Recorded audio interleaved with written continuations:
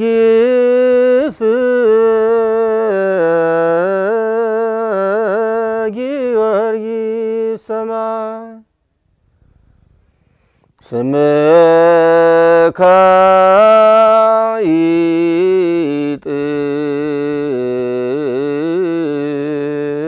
ይጥም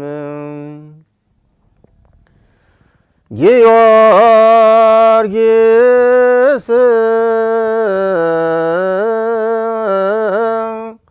ጊዮርጊስ ሰማይ። ከዚህ በመቀጠል ደግሞ በስንክሳሩ ላይ ያለውን የገናናውና የኃያሉ የሰማዕቱን የቅዱስ ጊዮርጊስን ገድል አነባለሁ።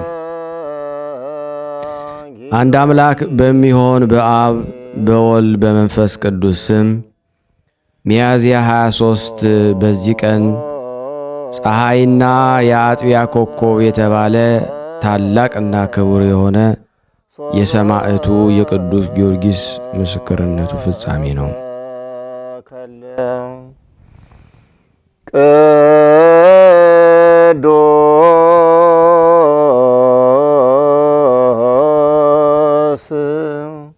የዚህም ቅዱስ አባቱ መስፍን ነው።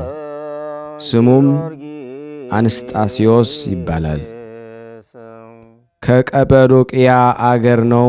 የእናቱም ስም ቴዎብስታ ይባላል። ከፍልስጤም አገር ናት። ታናሽም ሆና ሳለ አባቱ አረፈ። 20 ዓመትም በሆነው ጊዜ የአባቱን ሹመት ሊቀበል ወደ ንጉሥ ዱዲያኖስ ዘንድ ሄደ። ንጉሡም ጣዖት አቁሞ ጣዖትን እንዲያመልኩ ሰዎችን ሁሉ ሲያስገድዳቸው አገኘ።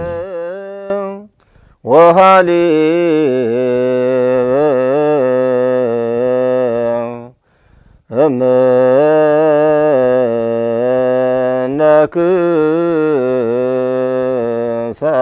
ይህንን አይቶ ቅዱስ ጊዮርጊስ እጅግ አዘነ።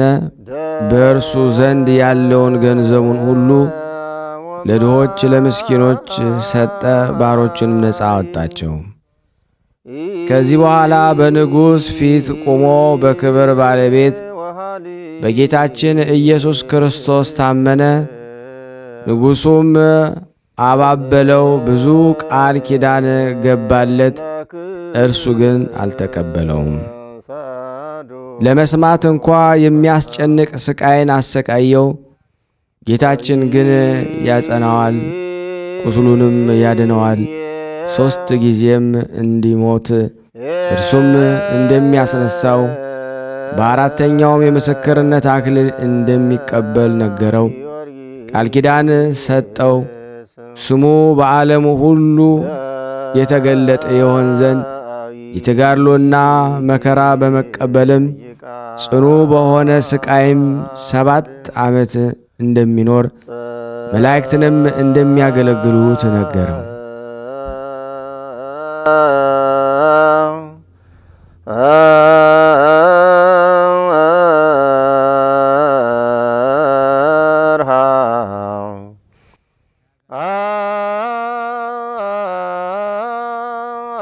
ንጉሡም ቅዱስ ጊዮርጊስ ባለመታዘዙና ባለመመለሱ እጅግ አዘነ። ስለዚህም አትናሲዮስ የሚባል ታላቅ ሥራየኛ አመጣ። እርሱም መርዝን ቀምሞ በጽዋ ሞልቶ አስማት ደግሞ እንዲጠጣ ለቅዱስ ጊዮርጊስ ሰጠው። ወዲያውኑ የሚሞት መስሎት ነበረ። ቅዱሱም ያንን ጽዋ ጠጣው፣ ምንም ጉዳት አልደረሰበትም።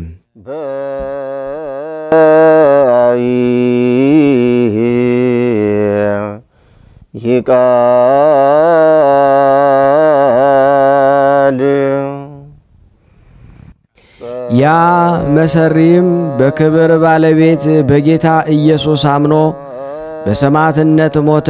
ከእርሱም ጋር ሌሎች ብዙዎች ሰዎች በሰማዕትነት ሞተው የሕይወት አክሊል ተቀበሉ።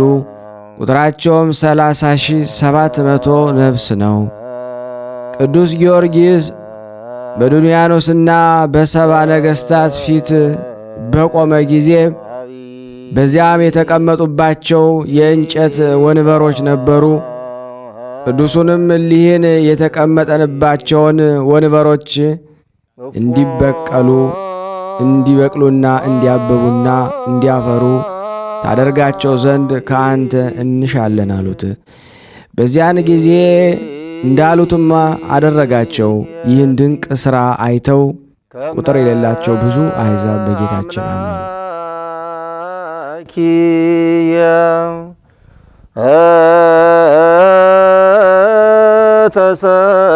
ተሰቅለ ዲበ ከዚህ በኋላ ቅዱሱን ወስደው በጉድጓድ ብረት ምጣድ ውስጥ አበሰሉት። አቃጥለው አሳርረውም ሥጋውንና አጥንቱን ፈጭተው አመድ አድርገው ከረጅም ተራራ ላይ በተኑት። ጌታችንም ነፍሱን ወደ ሥጋው መልሷት ደግሞ አስነሳው። ወደ ነገሥታቱም ተመልሶ በክብር ባለቤት በጌታችን ኢየሱስ ስም ሰበከ። ቁጥር የሌላቸው አሕዛብ አይተው አደነቁ። በጌታችን አምነው በሰማዕትነት ሞቱ። ነገሥታቱም ደግመው ሙታኖችን ብታስነሳ አምላክህ እውነተኛ አምላክ እንደሆነ እናውቃለን፣ በእርሱም እናምናለን አሉት። ቅዱሱም ጸለየ። ከጉድጓድም ውስጥ ወንዶችና ሴቶችን ጎልማሶችን አስነሳቸው። እነዚህም በክብር ባለቤት በጌታችን ስም አስተማሩ፣ የገሃነምንም ወሬ ተናገሩ። ጥምቀትንም ተቀብለው ተመልሰው አረፉ።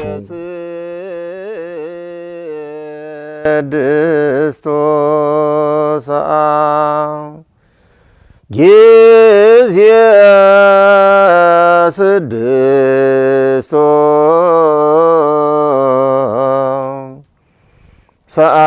ከሃዲያን ነገሥታት ግን ሙታንን ያስነሳ አይደለም የረቀቁ ሰይጣናትን አሳየህ እንጂ ብለው ተከራከሩ። ከዚያም ከጭንቀታቸው ብዛት የተነሳ ከአንዲት ድሃ ቤት ዘንድ አስጠበቁት። እርሷም እንጀራ ልትለምንለት ወጣች። የእግዚአብሔር መልአክ በላዩ ከበጎ ነገር ሁሉ የተመላ ማዕድን አቀረበላት። የዚያችም በበለትም የቤቷ ምሰሶ ቅርንጫፏን አበቀለ። ታላቅ ጊዮርጊስም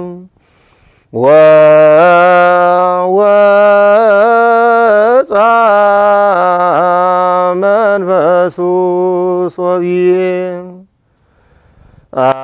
ያችም መበለት በተመለሰች ጊዜ የቤቷ ምሰሶ ቅርንጫፉ አብቅሎ ታላቅ ዛፍ እንደሆነ ስለ ማዕዱም ይህንን ታላቅ ምልክት አይታ የክርስቲያኖች አምላክ ሰው ተመስሎ ወደ እኔ መጣ አለች።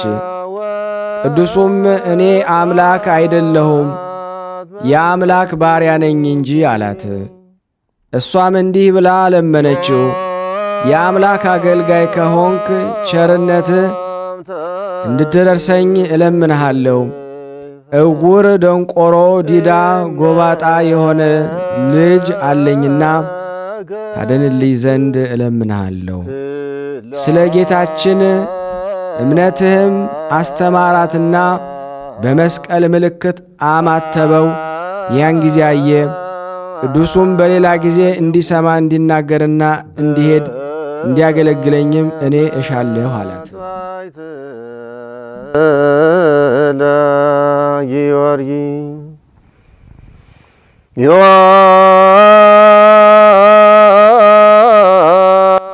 በዚያን ጊዜ ንጉሡ በእግሩ ሜዳ በአገሩ ሜዳ ውስጥ ሲዘዋወር ያችን ዛፍ አይቶ አደነቀ። ስለ እሷም ጠየቀ። ቅዱስ ጊዮርጊስ በእርሷ ዘንድ የተቀመጠባት የዚያች መበለት የቤቷ ምሰሶ እንደሆነች ነገሩት። ንጉሡም ተቆጣ። ቅዱሱንም ከዚያ ወስዶ አስገረፈው። በመንኰራኵርም አበራዩት። ሙቶም ከከተማው ውጭ ጣሉት። ጌታም ከሞት አስነሳው። ወደ ነገሥታቱም ተመለሰ። ንጉሡም አይቶ ደነገጠ፣ ስለ ሕይወቱም አደነቀ።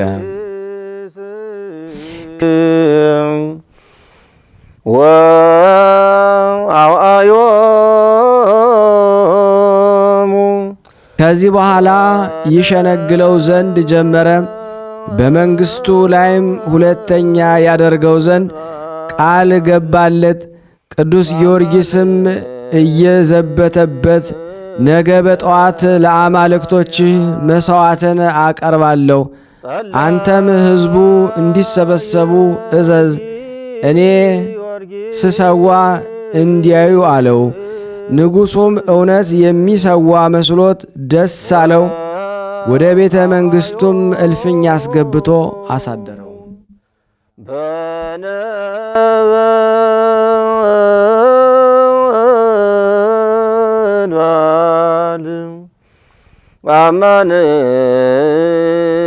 ለጸሎትም ተነሣ። የዳዊትንም መዝሙር አነበበ። የዱድያኖስን ሚስቱ እለእስክንድርያ ንግሥት ሰምታ ቃሉ ደስ አሰኛት። የሚያነበውንም ይተረጉምላት ዘንድ ለመነችው። እርሱም እግዚአብሔር ዓለምን ከፈጠረበት ሰው እስከሆነበት ጊዜ የሆነውን ሁሉ ሊያስረዳትና ሊያስገነዘባት ጀመረ። ትምህርቱም በልቧ ተቀርጾ በክብር ባለቤት በጌታችን አመነች።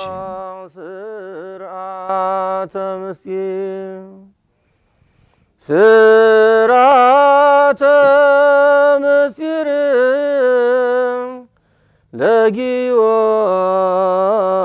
ለጊዮርጊስ። በማግስቱ ቅዱስ ጊዮርጊስ ለአማልክት ሊሰዋ ለማየት ሰው ሁሉ እንዲሰበሰብ አዋጅ ነጋሪ ዞረ። የቤቷን ምሰሶ ያበቀለላት ያች መበለት ሰምታ እውነት መስሏት እጅግ እያዘነች ልጇን ተሸክማ እያለቀሰች ወጣች። ቅዱስ ጊዮርጊስ በአያት ጊዜ ፈገግ አለ።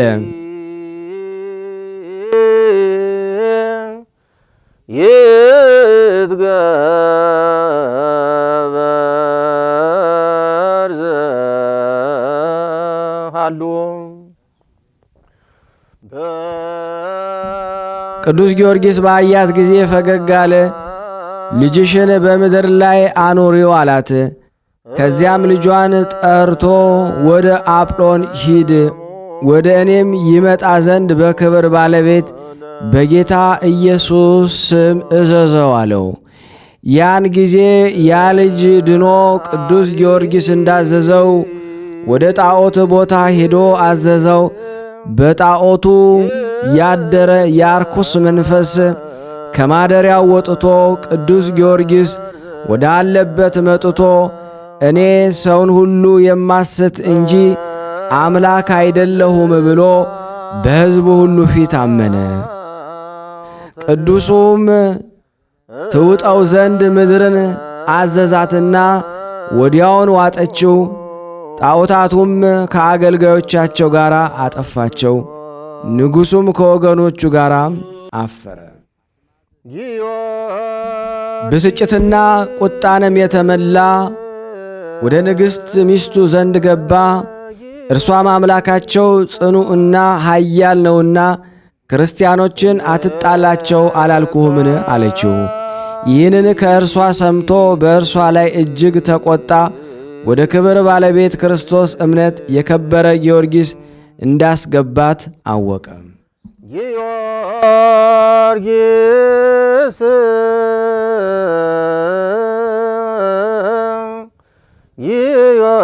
ጊዮርጊስ ሰማይ።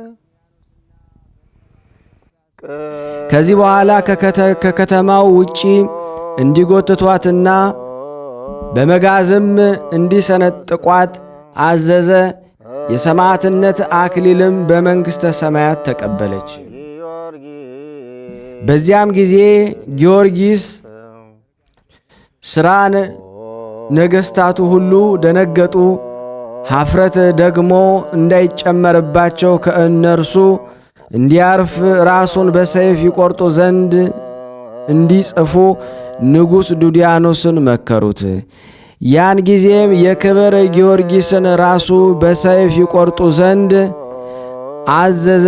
ድል አድራጊ ጊዮርጊስም እጅግ ደስ አለው።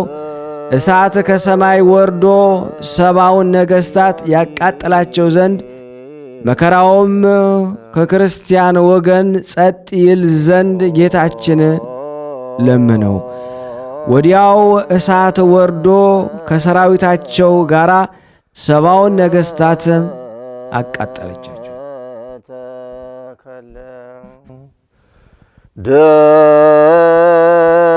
ደም ወማይ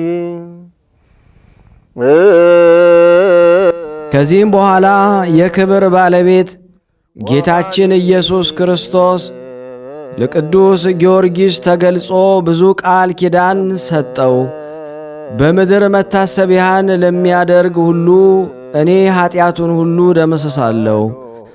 በመከራም ውስጥ ሆኖ በባሕርም ሆነ በየብስ ወይም በደዌ በስምህ የሚለምነኝን እኔ ፈጥኜ ከመከራው አድነዋለሁ። ይህንን ጌታችን ተናግሮ በክብር ወደ ሰማይ ወጣ። ከዚህ በኋላ ራሱን ዘንበል አድርጎ በሰይፍ ቆረጡት። በሰማዕት በመንግሥተ ሰማያት አክሊልን ተቀበለ። ከአገልጋዮችም የቀሩት ሥጋውን ወስደው በልብስ ጠቀለሉት። ወደ አገሩ ልዳም ወሰዱት። ቤተ ክርስቲያን ሰርተው በውስጡ አኖሩት። ከእርሱም ቁጥር የሌላቸው ብዙዎች ድንቆች ተአምራቶች ተገለጡ። ለእግዚአብሔር ምስጋና ይሁን። የቅዱስ ጊዮርጊስ በረከቱ ረድኤቱ ሁላችን ክርስቲያን ወገኖች ከሥጋና ከነፍስ መከራ ይጠብቀን ለዘላለሙ አሜን። በዚህ ቃል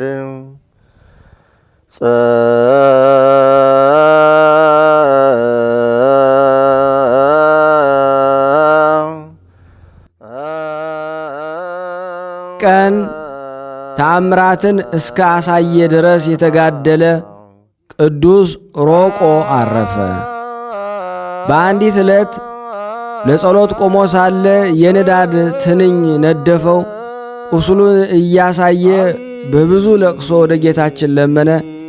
ያን ጊዜ የክብር ባለቤት ጌታችን ኢየሱስ ክርስቶስ በደመና ላይ ተገለጠለት። በአንጻሩም ቆሞ ወዳጄ ሮቆ አትፍራ፣ ላድንህ ወደ አንተ መጥቻለሁና፣ ደግሞም የሮቆ አምላክ ኢየሱስ ከንዳድ በሽታ አድነኝ ብሎ በስምህ ለሚለምነኝ የንዳድ በሽታ በላዩ ላላመጣበት ላንተ ጋር ቃል ኪዳንን ላጸና መጣሁ አለው። ይህንን ብሎ በታላቅ ክብር ወደ ሰማይ አረገ። ቅዱስ ሮቆም በብዙ ገል ተጠምዶ ኑሮ በሰላም አረፈ። ለእግዚአብሔር ምስጋና ይሁን። እኛንም በዚህ ጻድቅ ልመና ይማረን። በረከቱ ከኔ ከናንተ ከሁላችን ሕዝበ ክርስቲያን ላይ ጸንቶ ለዘላለሙ ይኑር አሜን። ያቀረብነውን ጸሎት ልመናችንን እግዚአብሔር ይቀበለን። እንደ ቸርነቱ ነው እንጂ እንደኛ ኃጢአት ብዛት አይሁን።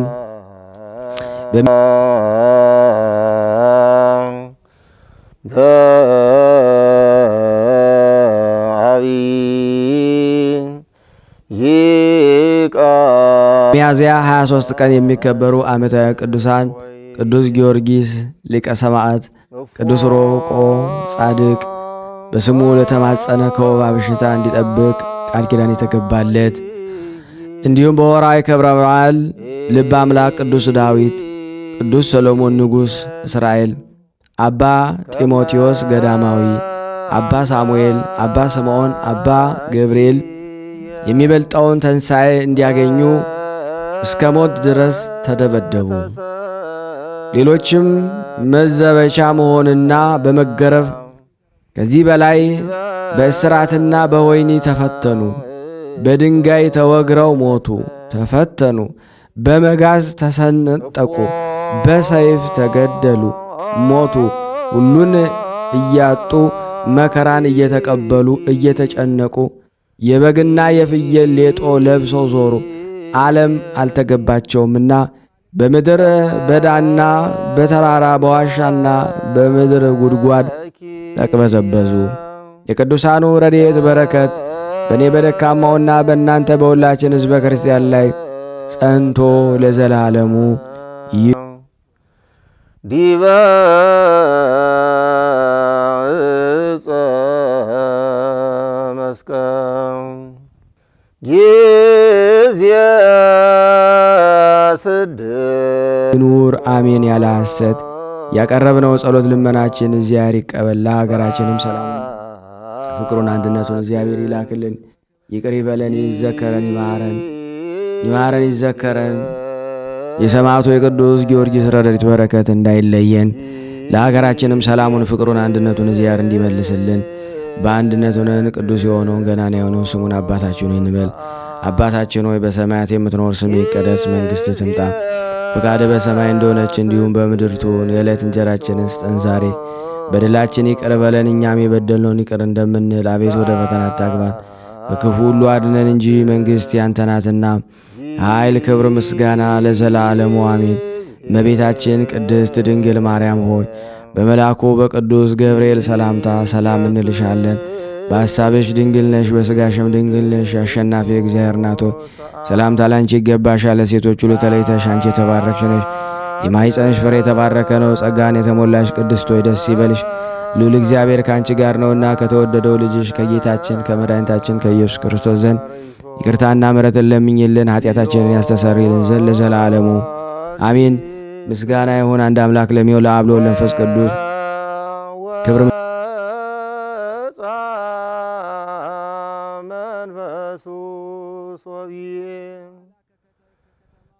ምስጋና የደረሰው አነሳስቶ ላስጀመረን አስጀምሮ ላስፈጸመን ለልዑል እግዚአብሔር ክብር ምስጋና የደረሰው ለወላዲቱ ወዳጆች ተወዳጆች የሰማዕቱ የቅዱስ ጊዮርጊስ ረድኤት በረከት ለእኔና ለእናንተ በተለይ ደግሞ ለሌሎች ምእመን ይደርስ ዘንድ ይህን ዩቲዩብ ቻናላችንን በጽሞና ሁሉን በማዳመጥ እንዲሁም ላይክ በማድረግ ሰብስክራይብ ያላደረጋችሁ ሰብስክራይብ ያደረጋችሁ ሼር ያላደረጋችሁ እባካችሁ በቅዱስ ጊዮርጊስ ስም ሼር እንድታረጉ ለምእመናን እንድታደርሱልን ሳትሰለቹ ሁላችሁንም እንጠይቃለን። የቅዱሳን ረድኤት በረከት በእኔም በእናንተ ላይ ጸንቶ ይኑር ለዘላለሙ አሜን።